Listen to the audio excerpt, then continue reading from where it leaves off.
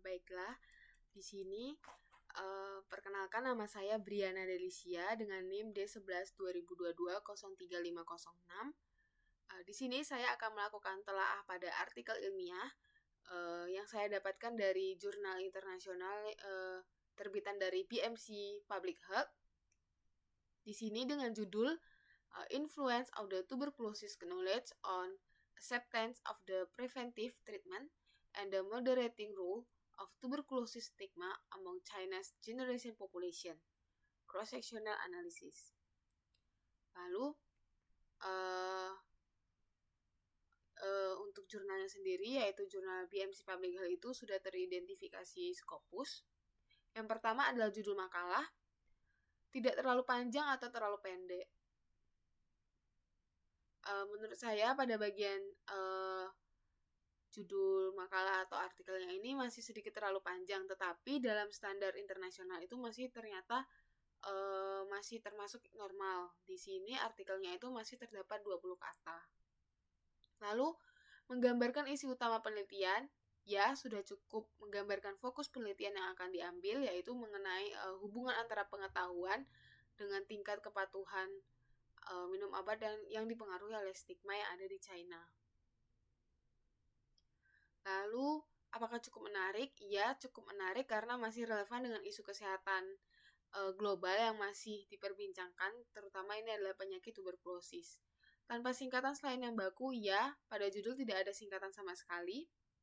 Lalu, nama-nama ditulis sesuai dengan aturan jurnal, iya.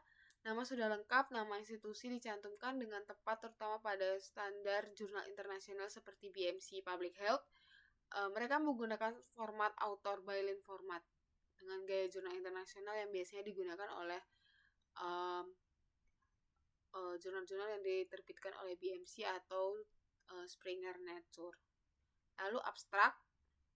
Pada bagian abstrak, abstrak satu paragraf atau terstruktur. Ya, abstrak di sini rapi, tersusun rapi dalam satu paragraf, lalu mencakup komponen imret seperti pendahuluan, metode, hasil, dan pembahasan. Iya. Pada bagian abstrak ada menjelaskan bagian pendahuluan itu secara singkatnya tentang pengobatan pencegahan TB, tapi penerimaan di masyarakat China itu masih sangat rendah. Lalu pada bagian metode, di sini dijelaskan menggunakan metode cross-sectional, lalu dilakukan secara daring yang ada di China dengan total responden itu sekitar 7.017 orang. Analisis menggunakan regresi logistik untuk melihat hubungan antara pengetahuan TB dengan stigma TB dan penerimaan terapi pencegahan. Lalu pada bagian hasil ini dijelaskan secara singkat sebanyak 84,38% orang responden menyatakan bersedia menerima pengobatan TBI. Pengetahuan TB berhubungan positif dengan penerimaan pengobatan dengan OR itu sama dengan 1,096, tetapi stigma TB memperlemah pengaruh. Lalu kesimpulannya itu dijelaskan secara singkat mengenai masyarakat dengan pengetahuan TB yang baik lebih mungkin menerima pengobatan pencegahan TBI, namun stigma TB menghambat pengaruh tersebut. Lalu selanjutnya, secara keseluruhan informatif, ya, abstrak sudah cukup memberikan gambaran menyeluruh tentang isi artikel. Lalu tanpa singkatan selain yang baku, ya, pada abstrak, singkatan yang saya temui hanya yaitu TB dan TBI. Untuk TB sendiri adalah kepanjangan dari penyakit tuberkulosis, dan TBI sendiri itu adalah singkatan dari TB tuberkulosis laten. Lalu kurang dari 250 kata, ya, pada abstrak terdiri dari 220 kata. Pada bagian pendahuluan, lalu di sini pada bagian pendahuluan, ringkasan terdiri dari 2-3 paragraf. Ya, untuk pendahuluannya sendiri itu terdiri dari 3 paragraf. Paragraf pertama secara singkat itu menjelaskan tentang masalah global tentang tubuh TB yang masih menjadi masalah global, resiko infeksi TB laten, lalu besarnya populasi yang terinfeksi, dan pentingnya pengobatan pencegahan untuk memutuskan rantai penularan. Disampaikan juga data dari global dan dari China sendiri. Lalu pada paragraf kedua, yang sudah saya tandain, ini lebih menyoroti mengenai tantangan penerimaan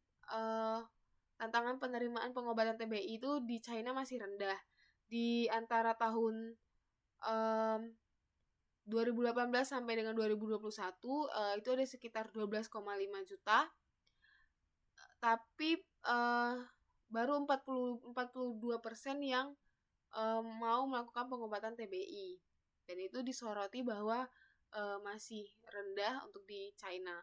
Lalu pada paragraf ketiga, sudah saya tandain juga. Pada paragraf ketiga, menjelaskan tujuan penelitian, yaitu untuk mengetahui hubungan antara pengetahuan TB dengan penerimaan pengobatan pencegahan, serta bagaimana stigma TB berperan sebagai faktor moderasi dalam hubungan tersebut. Selanjutnya pada nomor 12, paragraf pertama mengemukakan alasan dilakukannya penelitian. Paragraf pertama itu secara langsung menjelaskan bahwa TB itu masih menjadi masalah penyakit global termasuk di China. Lalu menyampaikan besarnya populasi dunia yang terinfeksi termasuk di China dan tantangan dan upaya eliminasi TB di China. Lalu pada paragraf 13, pada nomor 13, paragraf berikut menyatakan hipotesis atau tujuan penelitian. Pada paragraf itu ada di paragraf ketiga, yaitu mengenai tujuan penelitian, yaitu mencari tahu antara mengenai hubungan antara pengetahuan TB dengan penerimaan pengobatan pencegahan, serta bagaimana stigma TB berperan sebagai faktor moderasi dalam hubungan tersebut. Selanjutnya, didukung dengan pustakaan relevan, contohnya seperti laporan global seperti Global Tuberculosis Report yang ada di daftar pustaka. Lalu kurang dari 1 halaman, pada bagian pendahuluan itu kurang dari 1 halaman. Selanjutnya, disebutkan desain tempat dan waktu penelitian. Itu ada pada bagian metode, di baris paling depan. Sudah dijelaskan bahwa survei ini menggunakan cross-seksional, lalu tempatnya itu ada di Tiongkok, tepatnya dilakukan pada April pada tahun 2022 yang disebar ke 31 provinsi utama, yaitu dan mendapatkan sekitar 7.017 responden. Disebutkan populasi sumber, populasi umumnya itu ada di 31 provinsi ada di China, dengan jumlah responden itu di sekitar 7.000 orang.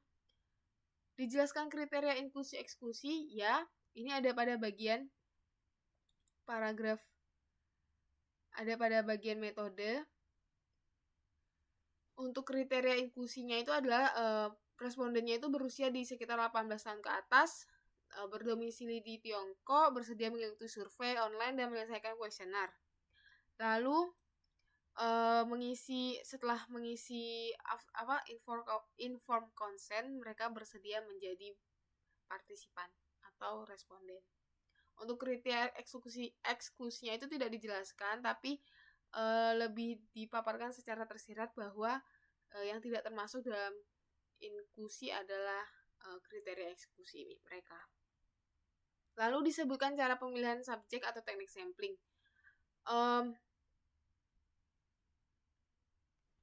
Menggunakan survei daring dengan penyebaran melalui media sosial.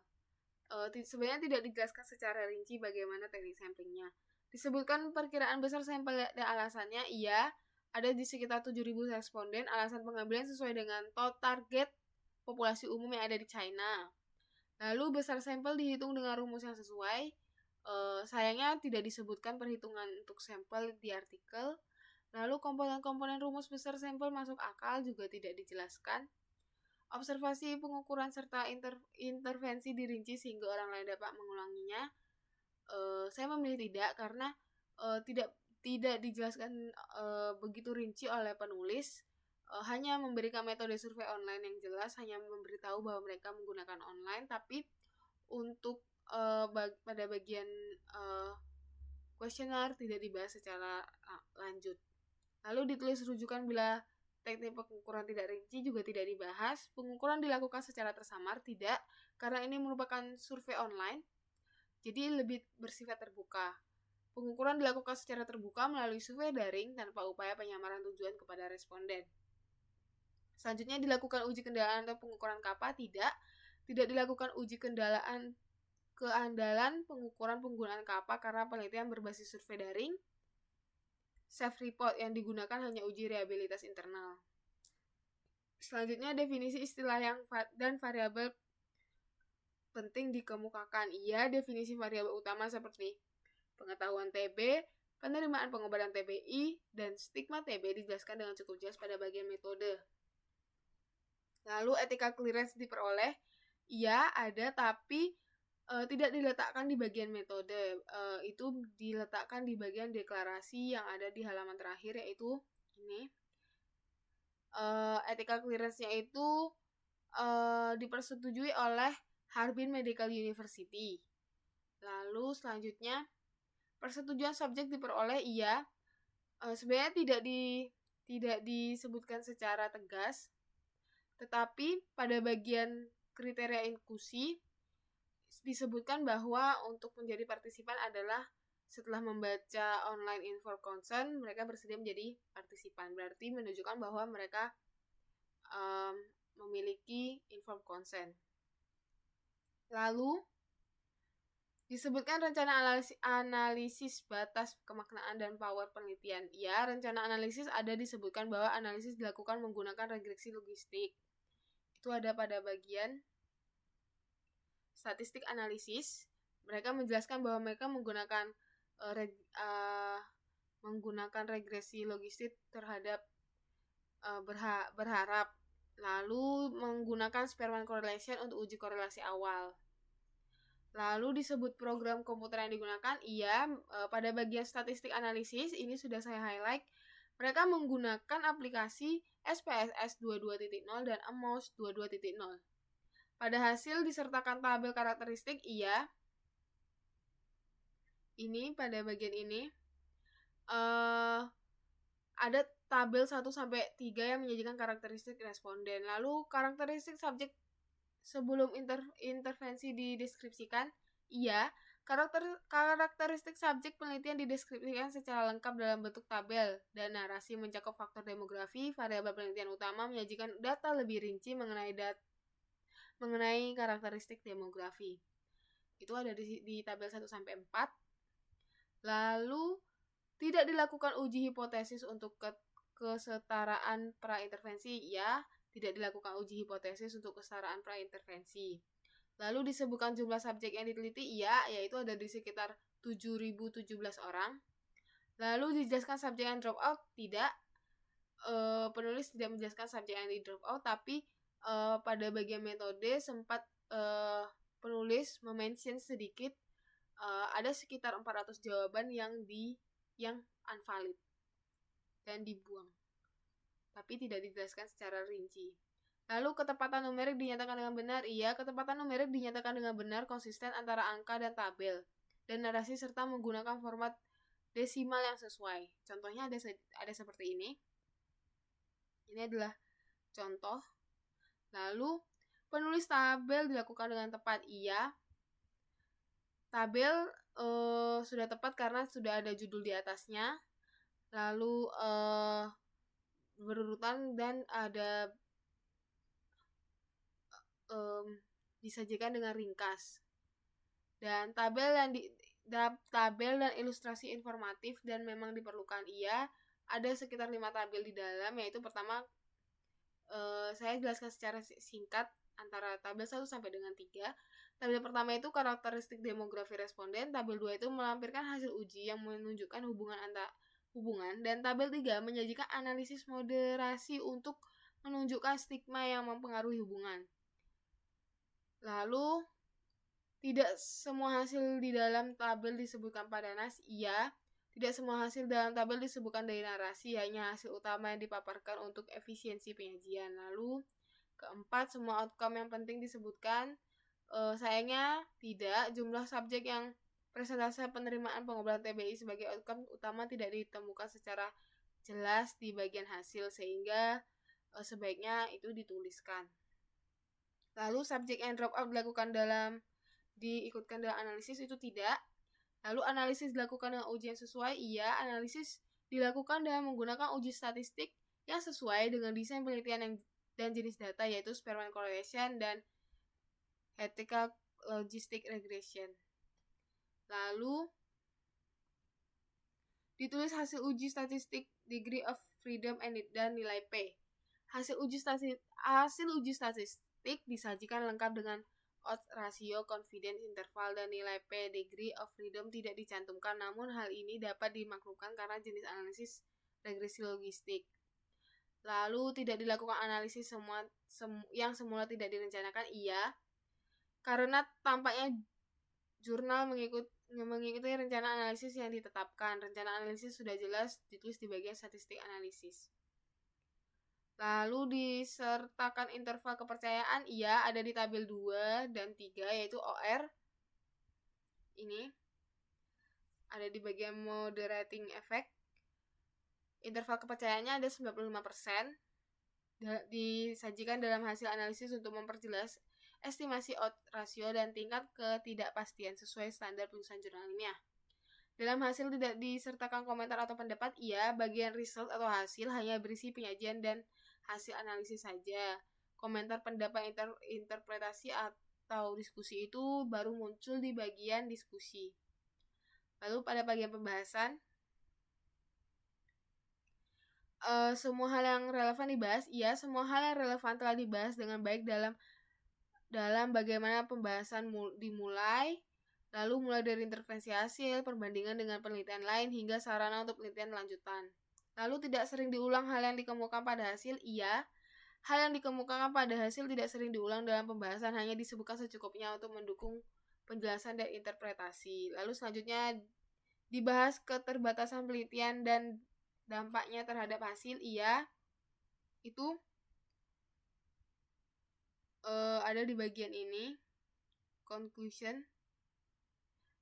Maksud saya ada di bagian limitation. Pada bagian limitation itu, desain penelitian cross-sectional tidak bisa menentukan hubungan sebab akibat. Lalu penggunaan survei daring mengumpulkan adanya bias dalam partisipan, data self-reported, variable confounding, yaitu beberapa faktor mungkin belum sempurna dikendalikan. Lalu selanjutnya disebutkan penyimpangan protokol dan dampaknya terhadap hasil, itu tidak disebutkan. Diskusi dihubungkan dengan pernyataan penelitian, iya, secara yang ada di jurnal itu menginterpretasikan hasil penelitian yang diperoleh dengan menghubungkan kembali dengan pertanyaan penelitian yang ada pada bagian pendahuluan. Di bagian hubungan hasil dengan teori penelitian terdahulu, iya, ini dibahas hubungan hasil dengan teori penelitian terdahulu. Saya mengutip beberapa sedikit. Di bagian diskusi di dalam jurnal secara jelas membandingkan temuan penelitian ini mengenai tingkat pengetahuan dan kepatuhan pasien TB paru serta hubungan dengan karakteristik demografi dengan hasil penelitian lain yang telah dipublikasi sebelumnya. Lalu dibahas hubungan hasil dengan praktik klinis. Ya, hubungan hasil dengan praktik klinis dibahas dengan jelas, terutama terkait upaya peningkatan penerimaan pengobatan TB melalui edukasi dan pengurangan stigma. Lalu efek samping dikemukakan dan dibahas, tidak. Disebutkan hasil tambahan selama observasi, juga tidak. Hasil tambahan tersebut tidak dianalisis secara statistik, tidak dibahas juga. Disertakan simpulan utama penelitian, iya. Ini adalah kesimpulan utama, yaitu perlunya edukasi dan pengurangan stigma TB, dukungan sosial bagi pasien, peningkatan akses layanan kesehatan gratis, serta kebijakan yang disesuaikan dengan kondisi setempat untuk mendukung pengelolaan TBI dan pemberantasan TB. Selanjutnya, simpulan didasarkan pada data penelitian, iya. Simpulan yang disampaikan sesuai dengan hasil analisis statistik yang telah dipaparkan sebelumnya. Contohnya pada bagian hasil regresi menunjukkan pengetahuan TB berhubungan positif dengan penerimaan pengobatan TBI. Lalu selanjutnya, simpulan tersebut sahih, ya. Simpulan penelitian sahih didasari pada hasil analisis yang sesuai serta konsisten dengan desain tujuan penelitian. Selanjutnya disebutkan generalisasi hasil penelitian, ya. Generalisasi hasil penelitian telah disebutkan dan dibahas dalam keterbatasan terutama terkait dengan metode pengambilan, yaitu menggunakan sampel atau survei daring. Disertakan saran penelitian selanjutnya, ia menyampaikan bahwa perlunya penelitian lanjutan untuk mengeksplorasi lebih lanjut faktor-faktor yang mempengaruhi penerimaan pengobatan TB. Lalu selanjutnya, ucapan terima kasih ditunjukkan pada orang tepat, iya, itu ada pada bagian acknowledgement. penulis mengucapkan ucapan terima kasih kepada semua partisipan yang membantu dalam survei. Ucapan terima kasih dinyatakan secara wajar. Iya, ucapan terima kasih dinyatakan secara wajar kepada partisipan dan pihak yang terkait yang mendukung penelitian ini sesuai standar jurnal ilmiah. Lalu daftar pustaka disusun dengan sesuai aturan jurnal. Iya, sesuai gaya penulisan yang biasanya digunakan oleh BMC atau Springer. Menggunakan sistem numerik atau ada angka di dalam tanda kurung. Nama penulis, nama belakang diikuti instansi, tahun terbit dicantumkan setelah nama jurnal, judul artikel, huruf kecil, hanya huruf pertama kapital, sesuai gaya yang biasanya digunakan oleh BMC Public Health. Nama jurnal ditulis lengkap atau singkatan resmi jurnal. Volume atau halaman sesuai dengan format. Kesesuaian sitasi pada nas dan daftar pustaka, iya. Jadi sitasi di dalam naskah itu menggunakan angka dalam tanda kurung sesuai dengan urutan kemunculan. Jadi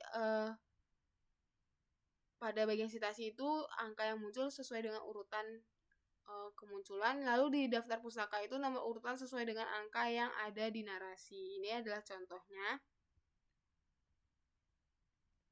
Lalu selanjutnya, bahasa yang baik dan benar, enak dibaca, informatif, dan efektif.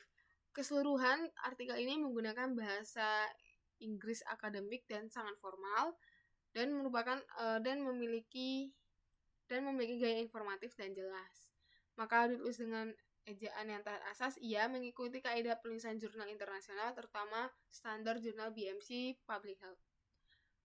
Sekian pemaparan presentasi mengenai telaah artikel ilmiah yang sudah saya lakukan. Apabila terdapat kekurangan, saya mohon maaf. Terima kasih.